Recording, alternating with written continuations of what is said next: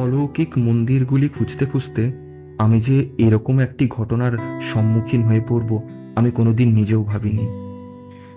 এই ঘটনাটি আপনাদের কাছে আমি শেয়ার করছি, একদম সত্য ঘটনা, যেটা আমি নিজে কানে শুনেছি। কি ঘটনা আপনাকে এইবার বলছি। ঘটনাটি লিখছি, আমার কিন্তু গা কাঁটা দিচ্ছে। একবার আমি আমার একটি মিটিং শেষ করে কলকাতা থেকে আমি বাড়ি ফিরছিলাম। তো সেই দিন আমি একটি লোকাল ট্রেন ধরে বাড়ি ফিরি।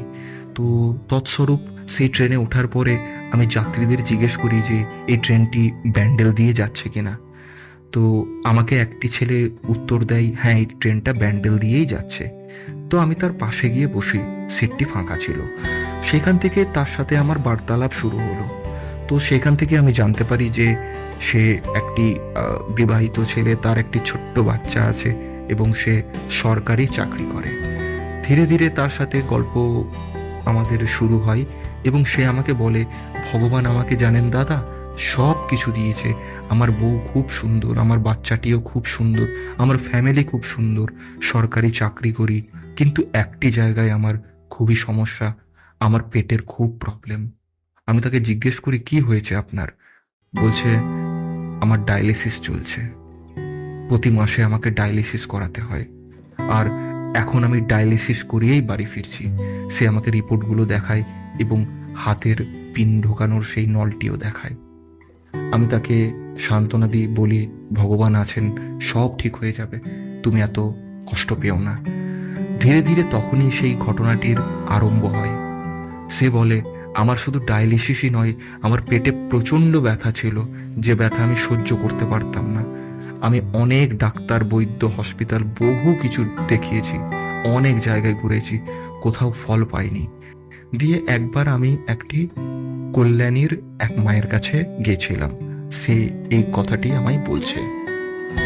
তো সেই মন্দিরে সে যাওয়ার পরে সে সেই মাকে পুজো দেন, ভক্তি ভরে তাকে ডাকেন, তারপরে রীতিমতো সে বাড়ি ফিরে যায়। সেই রাতেও কিন্তু তার সেম পেটে ব্যথা আরম্ভ, প্রচণ্ড ব্যথা, যে ব্যথা হয়তো সে সহ্য করতে পারছে না। তারপরে তার মাকে সে রাতের বেলা বলে, আমার পেটে প্রচণ্ড ব্যথা করছে, আমায় এক গ্লাস জল দাও, মাগো একটু জল দাও। যখন সে জল চায় তখন দেখতে পায় সে তার মা একটি গায়ে চাদর জড়িয়ে তাকে জল দিতে এসছে এবং তাকে এক গ্লাস জল দেয়।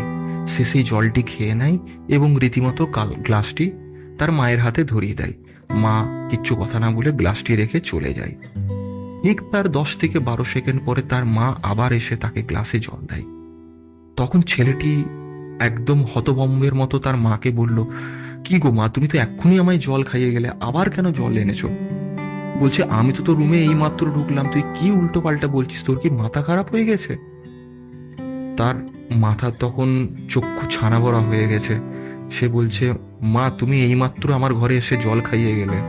বলছে, না আমি আসি নাই তোর ঘরে, আমি এইমাত্র তোর জন্য জল আনলাম। সে রাতে তো তার ঘুম হয় না, কিন্তু অলৌকিক ঘটনা হচ্ছে এইটা, তার পরের দিন থেকে তার কিন্তু পেটের ব্যথা কমতে শুরু করে। ধীরে ধীরে একেবারে কমে গেল তার পেটের ব্যথা।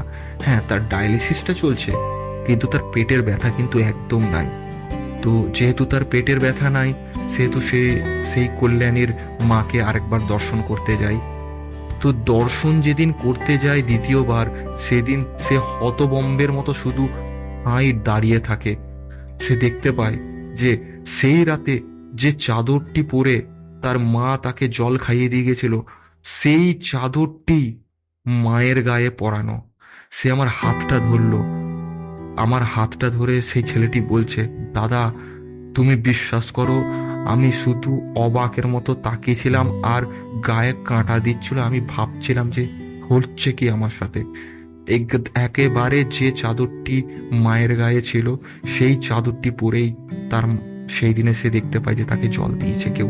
অন্ধকারের মধ্যে আবছা দেখতে পেয়েছে, ভালোভাবে মুখ দেখতে পায়নি। সে ভেবেছিল যে তার মাই হয়তো এসে জলটা খাইয়ে দিয়ে গেছে।